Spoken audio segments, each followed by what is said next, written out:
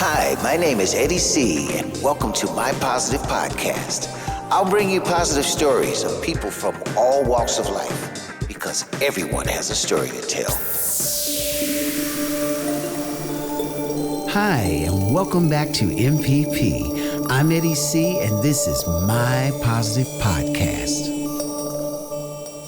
Well, people, I'm just so glad to have you all tune back in to me this week, and I want to give a special thanks to everyone who listened last week to the podcast and are following or have decided to subscribe, because that's a beautiful thing to have as many of you all join into my show as possible. That's well appreciated. I've got three wonderful guests this week. One of my guests is actually originally from California and now based here in Europe. I have another guest that's actually coming from Europe and is now living in West Africa. And my third guest is doing something wonderful to help people with the whole pandemic situation we're in. So let's get right into the show and welcome my first guest. Welcome to my Positive Podcast. Well, ladies and gentlemen, my first guest is a friend of mine who she has quite a unique combination of jobs. She's a medical healthcare worker for a couple of hospitals here in Antwerp, and she's also a security guard. So please welcome my first guest, Miss Myriam Storms. Hi, Myriam. Hi, Eddie. Hi. How are you? I'm doing good. How are you doing? I'm okay. Just finished my job because I had night shift last night. Oh, wow. So you must be pretty tired. I'm very glad that you're taking the time out before you turn in to have a conversation with me and be on the show. I appreciate it very much. I'm okay. Well, listen, let me ask you a few questions, of course. That's why you're here. Your main profession being in the healthcare work, how is it coping these times with the pandemic, and what are some of the things you do in your department to help the patients? Well, sometimes it's really hard and you are busy for almost every minute of your shift. But it's not only the physical part that's hard, because sometimes you have to work really hard and you know that because that's part of your job. But it's the psychological part that can be very hard as well. As long as you're at work, you don't think a lot about it. But once you're sitting in your car driving home and then all the things are coming in, then sometimes, sometimes it's hard to swallow. But, we still have a job. From the beginning, from the pandemic, we could still go to work, and there are a lot of other people who can't say that. So I'm glad for that. That's true. Yeah, that's it. Yeah, that's true, because a lot of us are sitting at home, and have to rethink our professions and our jobs, especially in the creative sector, like me, where you're musicians or, but this is one of the things I do to be creative and do some new things. And I'm very fortunate to be able to do this show. And bring some positivity out to people, and have people on the show like you to do that as well, to share the stories. It's a really beautiful initiative, really do. Thank you very much. Yeah, well, I think a lot about that, that a lot of people are sitting at home. I know I couldn't do that because I always want to be busy. So if they would let me stay home for so long, that would be a real punishment. But anyway, you're also asking what we do to help the people. Well, with the first wave, there were no visitors allowed for the patients. Nobody was allowed to visit their family in the hospital. Now, the departments I'm working at are most of the time elderly people, like 75 plus. Well, some of them are suffering dementia and some of them are still healthy. But the thing is, they're suffering about being alone, that they don't see their family. That's really, for those people, it's really, really hard. I can imagine that. Pretty heavy. I know you've told me quite a few stories, things that you've had to go through, it must be quite heavy when a patient passes away and you have to let the family know, and that must be a difficult thing as well. Well, and now with this Corona thing, family is not allowed to see their family member that died anymore. They're not allowed to see them anymore because, that's really, really sad. Because most of the time, we if we have somebody that dies, we make them beautiful for the family, and then the family can greet their family member that died. But now on the Corona departments, even that is not possible anymore. Go to the morgue immediately, and the family is not allowed to see them anymore. On the regular departments, also one family member. But the thing is that what I experienced also is with Corona. One time I had this lady, and in the beginning of my shift, she was still okay. And by the end of my shift, she was dead. That's how fast it goes. They crash very, very fast. And that's something very difficult to cope with. That, then you can do the best you can, but sometimes, you're fighting against something that's so much stronger than you. So that's true. Let's take things to a different, let's say, a different part of your life, which is a security. Positive, huh? Yeah, exactly. Yeah, because it's what this show is about, positivity. Yeah. But you're doing a positive thing, being there for those people. So this is very positive. It's just my job. That people like you. It's just my job. Well, it's your job, but you're doing more than that. You're giving your heart and soul into it. And I know from the stories you've told me. But let's go to your security. You've been working as a security guard, and that's a completely different world than working in the healthcare, area. Well, I'm already doing this for more than 20 years too, but I have to say I'm only a security guard for events and festivals, for concerts. I'm not working at stores or whatever, guarding buildings or something. That's not my thing. It's just, I started with it because I wanted to see some concerts for free. So that was actually my main reason. So I was so fond of music, and concerts are really expensive if you want to see them all. So I saw a lot of concerts through the years, and very, very good concerts too. All right. Well, but it's a total different job. That's true. But it's actually a hobby. I don't call that a job. It's a hobby from me, where I spend a lot of time in too. But now with the Corona, it's also nothing, huh? But in the hospital, I'm there for the needy ones. I'm helping the needy ones. But as a security guard, I have to protect people. I have to protect the artists. Sometimes it depends on the job you have to do that day.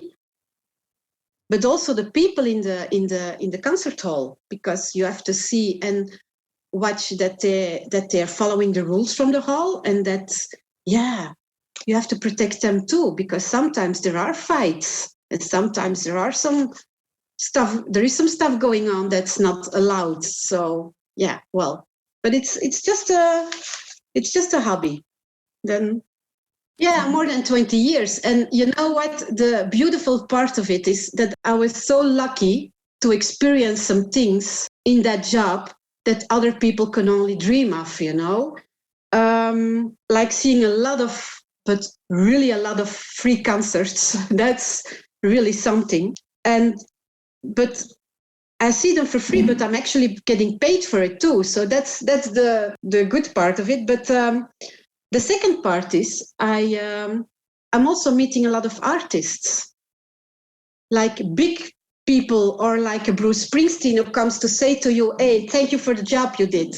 That's something other people can only dream about. So, and for me, but in the beginning, it was also for me like, wow, now I don't have that anymore, I'm used to it. You're getting used to it. And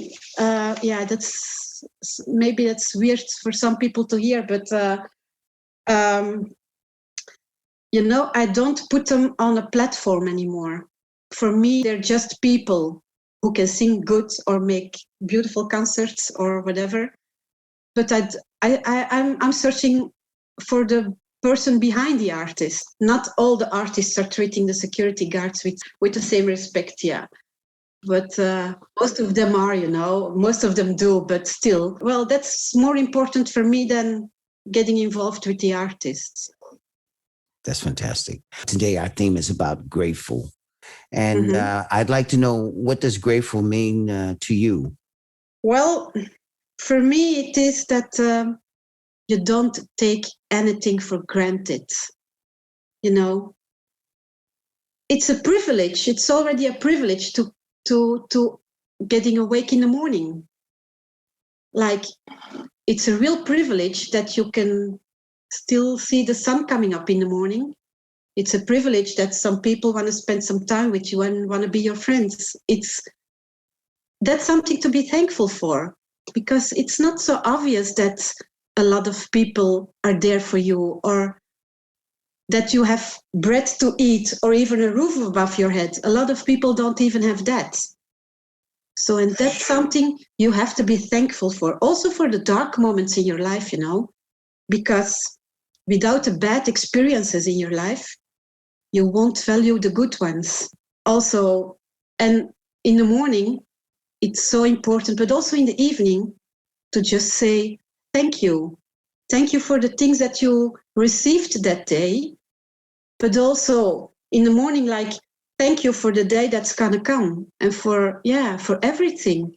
You just have to be thankful, because don't take it for granted. Well said. I agree with you on that.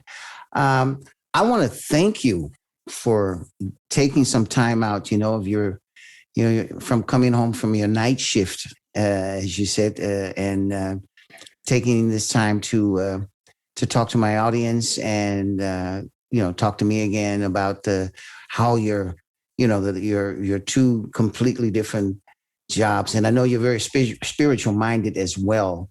That's the other thing that you're busy with, and I know that whether you're doing your security job work or whether you're working as a healthcare worker, people are in good hands when they're with you. I hope so. I really hope so. Your story, I'm sure, is going to be very nice for a lot of people and my listeners that are going to be checking you out, listening to what's happening. So I am grateful that you've been part of this show. Thank you for asking. Okay, well, I'm going to let you get your sleep. And once again, from the bottom of my heart, thanks again for being on my Positive Podcast. I wish you good luck with the show. And I'm looking forward to listening to it for the other shows that's going to come. So good luck with it. Thank you very much. Bye-bye. This is My Positive Podcast with Eddie C. All right, ladies and gentlemen, my next guest is a dear friend of mine. He's actually originally from California. He'll tell you more about that in a little while. And he's a musician, ex-NATO employee. And please welcome my next guest, Mr. Jeff Wisdom. Hi, Jeff. Nice to talk to you, buddy. Same here, as always. So, tell me, of course, you're originally from the States like me, but tell me, how did you end up in Belgium and working for NATO and, break it down to me, buddy. Well, I won't take too much time, but it's a bit of a winding story. Well, we have time. I went into the Navy in California and was there for several years, but I always wanted to see Europe. Okay. And basically, I just had an interest. I love history, and I had seen a lot with Europe.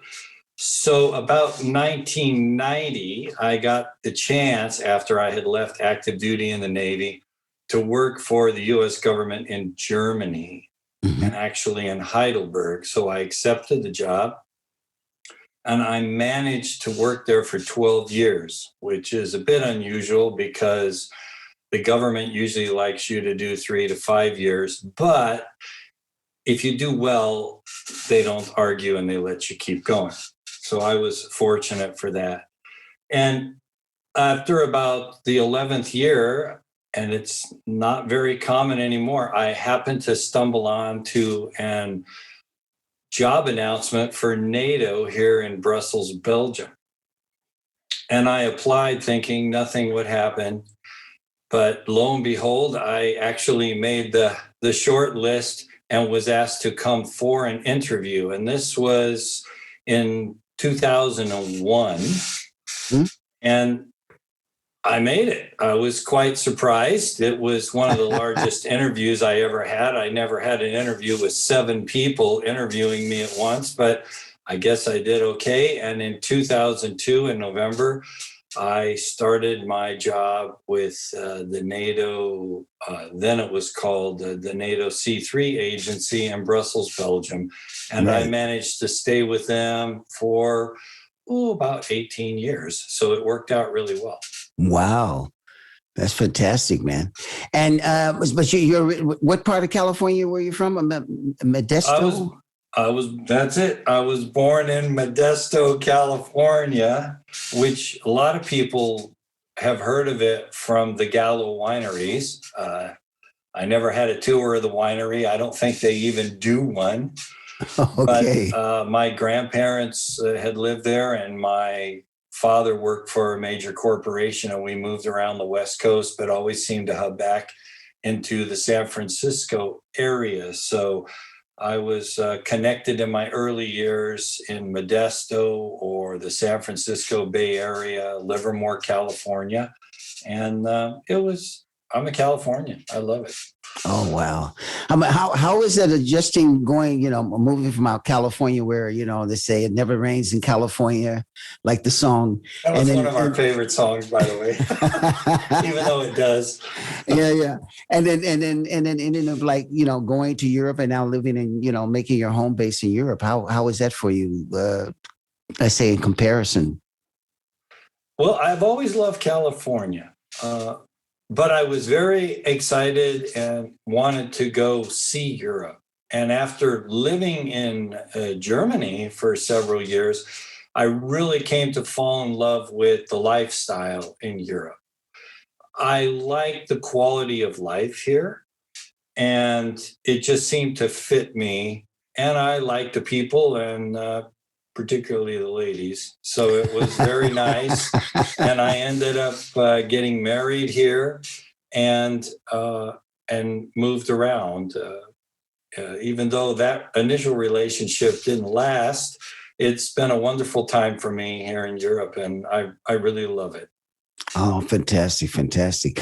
So I know that you recently retired last year from your job at NATO, because we're from the same year generation, as we would say.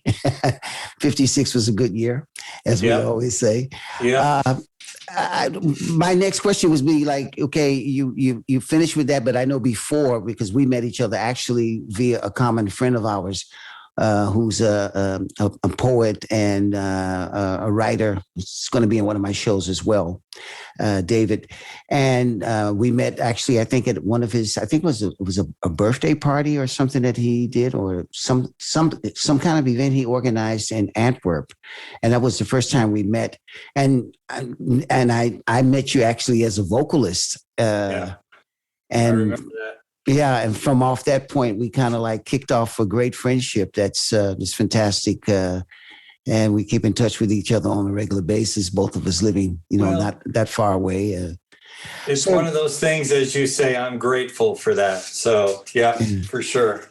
But how is it that, I mean, your music, basically you're country orientated as far as your style of music is concerned? I know you've got this nice deep Johnny Cash voice, and we try, yeah. So tell me, how did you get involved with your music, and were you doing it in Modesto before you came over to Europe, and has that been something like that's been an on-off thing for you?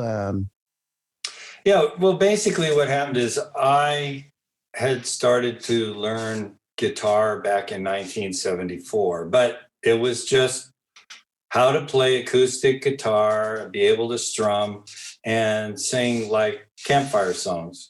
Mm-hmm. But I learned from a lady who I was singing at that time with her and a small group in church. In those days, we used to call it the folk mass. Mm-hmm. And she actually was very country oriented. So without realizing it, what I learned was the country genre, but in 1974. Right. Now, right. the other thing I'd share with you, because I started doing a lot of thinking about it because of what I am trying to do with music.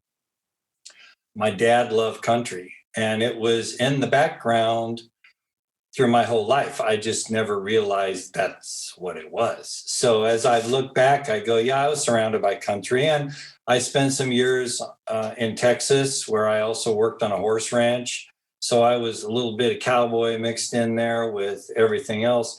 And country genre, it's the easiest for me. I keep trying to learn how to play rock on an acoustic guitar, and somehow it just kind of comes out country rock. So, but I stop fighting it. I just go with the flow, and I have a lot of fun with it. I love the music. Well, you've done one of your albums that I produced with you, because a lot of people would not Chill Out think Studios. Yeah, exactly, and they wouldn't think that I would be somebody producing a country album. But I mean, I was born in Virginia, so I've got that country in me as well. As I recall, you did really good with the banjo.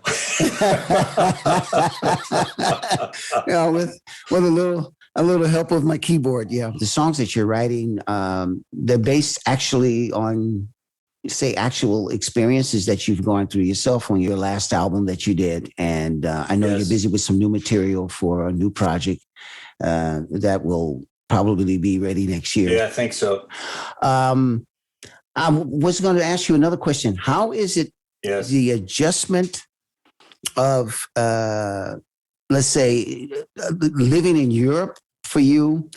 How does that feel as compared to just living in the States? Do you miss the States? Are there certain things that you say, well, if I had to make a choice, I feel kind of more home here in Europe than I do in the States?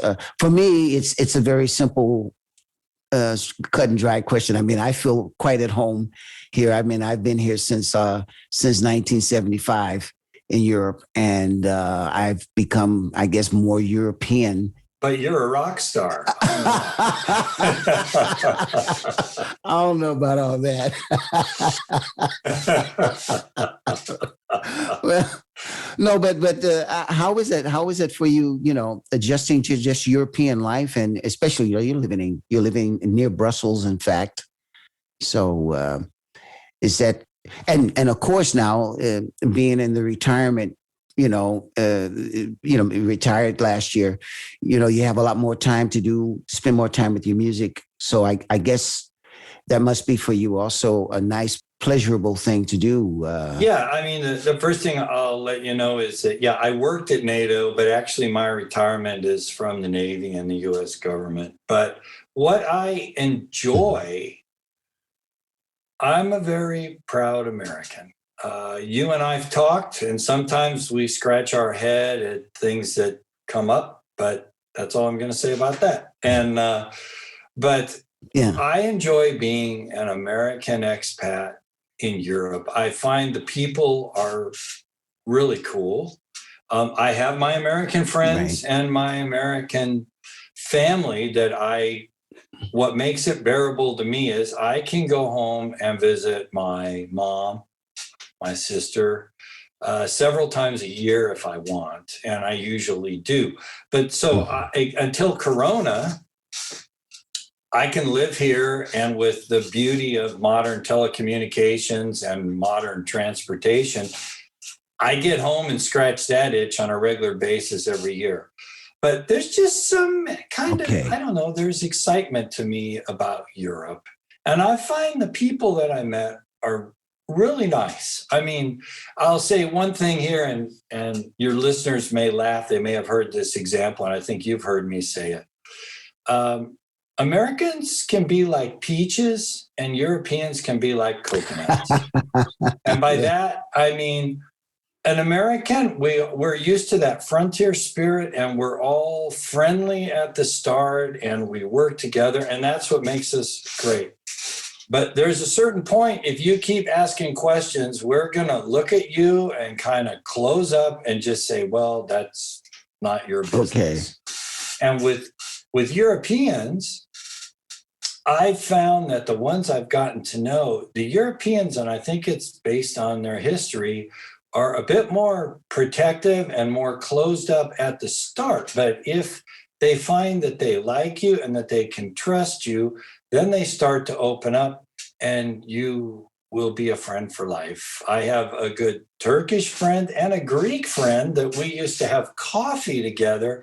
And the three of us are like the three amigos. I mean, and we're still in contact, even though one of them, Michalis, has gone back to Greece on another assignment. So I just really have enjoyed the people in Europe, and I really enjoy the culture. The cafe culture, I think, is wonderful. And the last thing is I'm singing American songs, so they're not commonplace over here. In fact, if anything, I'm singing old American songs, and a lot of Europeans seem to enjoy that remember those songs and what it brings back. So I have a little more of a niche market here in Europe. But I just really enjoy it. As you yeah, well, it's quite a different lifestyle. It's actually very laid back compared to being in the States. And of course, like I said, a lot of things have changed in the last few years, and especially with the corona outbreak that has made a major change in people being careful and cautious, and hopefully we can get this all behind us in the coming months and get back to a regular lifestyle again, because it's been very hard on everybody. And I know musicians, people in the from all branches are suffering from it. But the nice thing about it, and there's always a positive side about something like this, is that it gives us a chance to withdraw and rediscover ourselves and what we are about as people, as individuals. And yes, I agree. And I guess that's one of the reasons why I wanted to do this podcast. And is because there's so much negativity in the world around us that we're confronted with, and it's nice if people can turn on a podcast and listen to some folks like you and other people that will be in the show that are sharing their positive stories, even in these circumstances. That's something that I like to give back to the public with this whole show. I got one more question to ask you, buddy, and that's the theme of the show for this week, and it's which is the word grateful. And I'd like to ask you, what does grateful mean for you? I have a couple of thoughts on that. First, I'd just like to compliment you that your previous shows I've heard, I thought were really good, and they do bring out positivity. Regarding grateful, I had my own idea, but just to be sure, I looked it up in Webster's, and the definition that I liked was appreciative of benefits received or being blessed.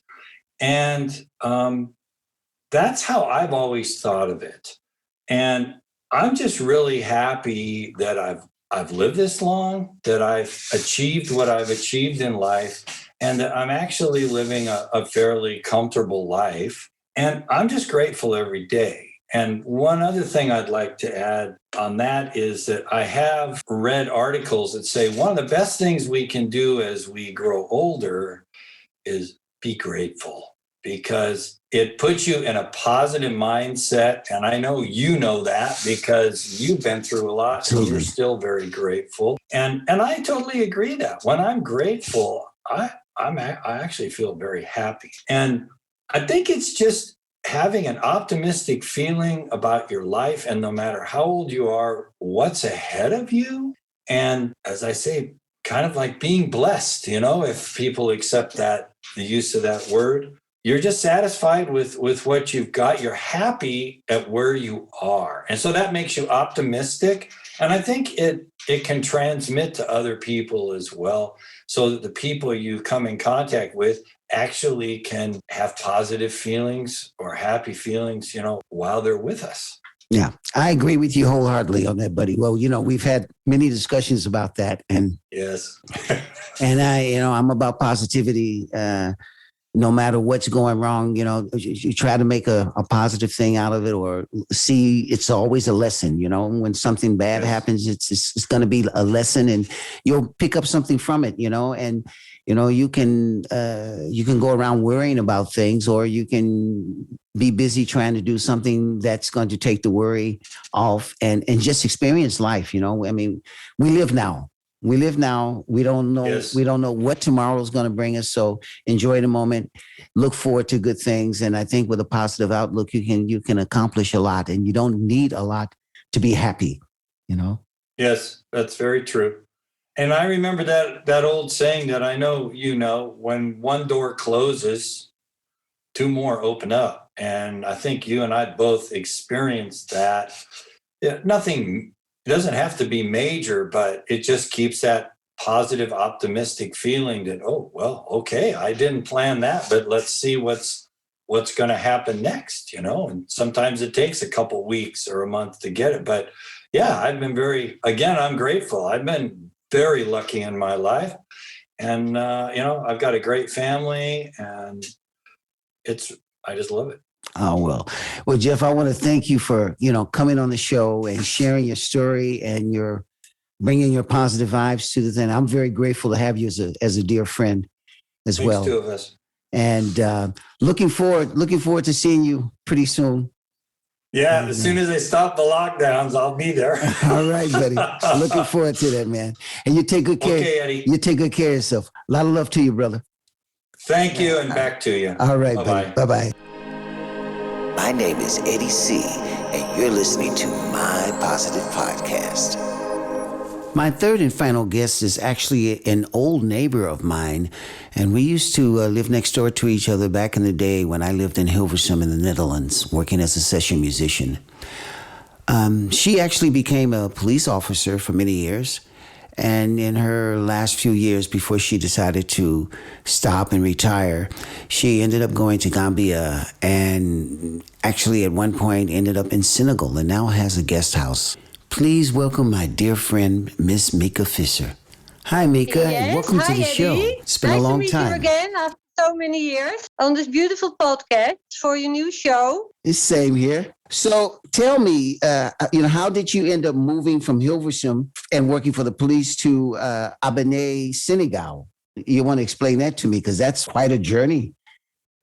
Yeah, actually, it's quite a journey because, after we meet, like you said, in Hilversum, we were neighbors, and, so that was great to meet you in that time. So from Hilversum, it was during my time at the police. I'm like halfway after 14 years at the police force. I go with a friend to Gambia for a holiday because we want to feel the sun and another culture. Yeah, so we go to Gambia. Yeah, and there we have a holiday together. There we meet some guys. And so we say, okay, let's go to Senegal because it's, one of them come from Senegal and he want to re-meet his family. I say, yeah, why not? So we go to Senegal and we go to a village. It's called Abene. And in Abene, we meet the family and then I see, wow, what is a beautiful village. And then we walk together from one day from the beach. And then I stop really from a beautiful, beautiful place. And I said, this place, I have to go inside because I see bamboo. And I love bamboo. All my life, I love bamboo. I love the sound of the bamboo. It's like music in my ear. So we go inside. And the first step I take, I say, wow, a lot of things to do here. So I have to go and say, it attracts me. So I was inside and there was a housekeeper there. The owner that moment was not there. I didn't even actually know who was the owner. So we drink some tea, and I make some videos, and I make some photo shoot, and I said thank you very much, and we left, and okay. So in the end, we have a beautiful holiday of 2 weeks and go back to Holland. And then my friend, he said, wow, I Google and I see in Abbenay there's a place for sale. And that is the place you make the videos and the photos. Yeah. She said, yes, it's a woman from Holland and she wants to sell it. I made contact, and after 3 months, I was the really happy owner of now, where I have my living. Okay, and what's the name of your? Is it's a guest hotel, B&B? You want to tell a little bit about it? We start with my boyfriend. We start in 2009. First, I go half year Holland and half year I work in Holland, and half year I was in Africa here in Abbenay, and then we decide to make it a guest house. Okay. Wow. Yeah, a B&B, a bed and breakfast. So, we make some houses, some huts, African style. And and we just start. And and then the rest is history, because now it's like 2021. And we're still moving on. Oh, fantastic. And we meet people from all over the world. He's now your husband now, because you got married, right? Yes. I get married. Actually, the guy at that time I met in Gambia. He was a Gambian man. But after he gets, we separate, but we're friends. And then after some years ago, he passed away of tuberculosis. Yeah, that still happened here, unfortunately. I'm sorry to hear about that. And then after that, there was a gardener, and that was Ajeli. Yes, that was in 2014. And in 2018, we married. We married very traditional, like 3 days, Oh, fantastic. Oh, that's beautiful. Yeah. I saw a few pictures, and actually on one of my songs, I included a couple of photos of your wedding service that you sent me on one of my videos, and which is beautiful photos. So tell me a little bit about the lifestyle differences, in Abbenay compared to in the Netherlands, of course, because those are two completely different worlds. You're now in sunshine and tropical warm weather, and in Holland, of course, it was always a change, sometimes cold, sometimes very rainy, and very flat, of course.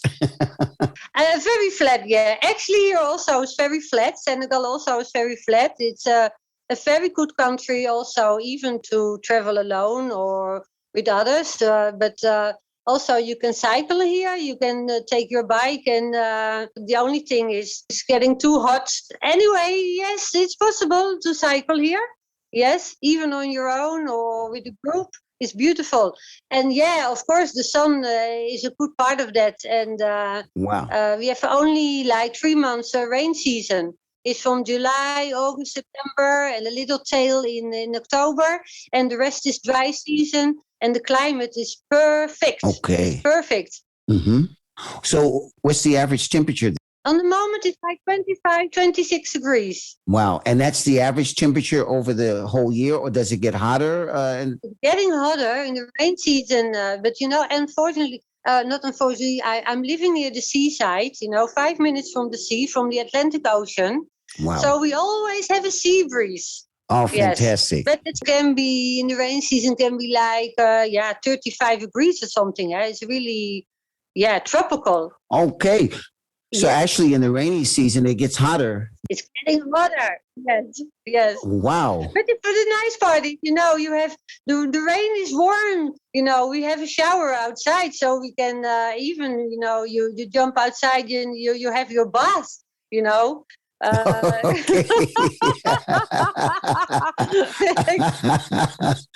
It's never cold. Fantastic. It's never cold here, because I don't like the cold, actually. Yeah, well, I can agree with you on that one. Yeah. So you've been there now since 2014, right? Or was it earlier? 2007, I was first time here, Mm-hmm. and in 2017, Mm-hmm. I just quit my job from the police force. All right. It was time. It was time for me to move on. Mm-hmm. And all my colleagues said, when you're leaving. I said, okay, today is the day. All righty. Okay.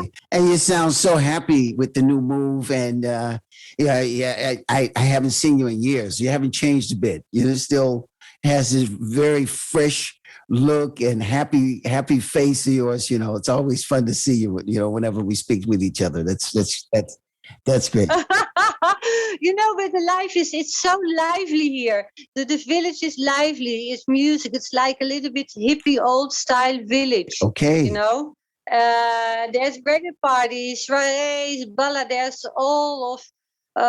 always music. Oh, wow. Every day there's music.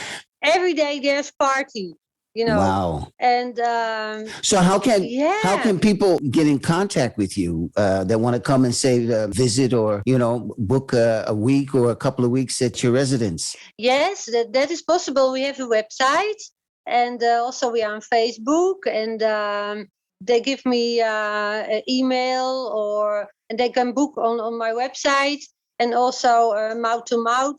People hear from each other about the name of the guest house. Actually, is guest house Dia Batalo, and Dia Batalo is is a name I choose myself. Okay, what does it mean, Dia Batalo? Yeah, it means there's a big medicine jallo tree here in the compound. Okay. Yes. Okay. And we live under the trees. I think we have like 1,000 trees. We have an original jungle behind. Wow. It's like 1.5 hectare big. Right. So it's about the trees. Everything here is about to breathe. And you need trees to breathe.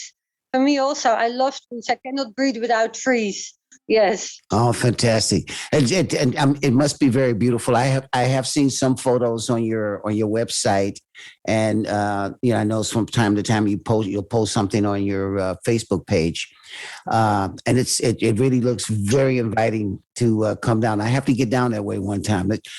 I'll put your place on my bucket list just to try to get down there for. Wow, thank you. It will be lovely to have you here and take all your friends. And you can make nice music here. Here really culture is still here. If you want to see Abernès, Senegal, the south of Senegal is so rich and green of nature and fruit. Everything, the food is falling down from the sky, We have mango, we have orange, cassavas, everything. So, that's a big help also for the people here in the south of Casamance, because, it's some extra. Oh, wow. Absolutely. So you were saying that Ajeli, your husband, he's also a musician, right? Mm-hmm. Okay. He plays some guitar, but he plays also the drums. Yes, he's original. He's a Jola, and Jola is an animistic tribe, and where he come from the village, really inside village. They do the casa drum, really from the Casamance. Oh wow! And that is fantastic to hear. Even when we go together, I get a rhythm and you get exciting. You want to dance. Oh, fantastic! Actually, also I do, because I love to dance. And also if people want to learn some drums here, or they want to meet really culture and the African dance. Yeah, just come and visit us and we teach you all. Oh, fantastic. So you're going to send me the information for your website so I can post it on my webpage, and that way people can get in contact with you. And of course, if they look your name up on Facebook, they can also find you to try to book a trip there. From what I see, it must be a very lovely place to go to. And I know you all are great house guests because you used to be my neighbor. So I know we're in good hands if we come down that way. I love to do it because it's so important to I think for the world to meet each other, to care each other. That's also what we do. We care each other. We are neighbors. Yeah, like last Easter, here they have special this year, and we share that, and Christian and Muslims, we all live together. We don't even know. Are you Christian? No, you only know that from the name. But for the rest, it's like we living together. We it's live together. Yes, it's so simple. A real global village. Yeah, and there's no problems with Corona there at the moment. Not here in the south. That's what we know. It's not here in the south where we are living. But of course also in the north, some cities, of course in the big cities, there were some problems with Corona. But Senegal, they know from the sickness Ebola, and malaria and other terrible diseases sometimes still around, or neighbor countries. Yeah, they learn from that, so they deal with that very fast. Okay, that's fantastic. Maybe something the rest of the world could, in the bigger cities here in Europe, could think about as well, following the way you all live. I got one last question for you, actually, and of course that's the theme for this particular week, which is grateful. And I'd like to know, what does grateful mean to you? Grateful to me is like, just live. Make the best of your life. Be grateful for what you have. Less for me always is more. It's not important. You have everything. Care each other and love each other, and make from every day, make it the best day of your life. That's wonderful. It was such a pleasure to be able to talk to you and interview you. And I'm so proud to have you on my show after so many years of getting, we haven't seen each other in forever. Forever, yes. It's so lovely to meet you. I'm so grateful also, we meet each other again. That's also grateful that we see each other after so many years, And it's like we meet every day. You look great. You're not, only you lose your hair. A little bit. But for the rest, you're my guy, Eddie. You're my guy.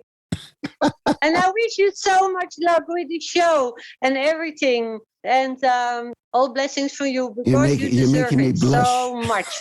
You make me blush. Well, listen, thank you once again so very much for coming on the show and sharing your life and your stories. And I wish you all the best. And hopefully we'll get to see each other when this whole Corona thing is behind. And a lot of folks, if you're out there listening, if you want to go to a place where there's a lot of sun, easy lifestyle, please check out House Diabatalo in Abene, Senegal, the south of Senegal, in the beautiful Casamance. A lot of love to you and to Ajeli. Stay safe and keep throwing out those grateful thoughts, okay? Thank you. All righty. Bye. This is My Positive Podcast with Eddie C. Well, I'd like to thank my 3 guests for coming on and sharing their wonderful stories. As you know, each week I have a theme based on the last question that I asked my 3 guests. And this week's theme is grateful. Here's my quote. Grateful. A privilege to awake in the morning and see the sunlight of a brand new day. Having friends and loved ones spending time with you. Food to eat and a roof over your head. The definition of Webster, appreciative of benefits received or being blessed. Happy to achieve whatever it may be to you. Satisfied with the simple things in life. Because less is more. And not taking things for granted. Grateful to be who you are.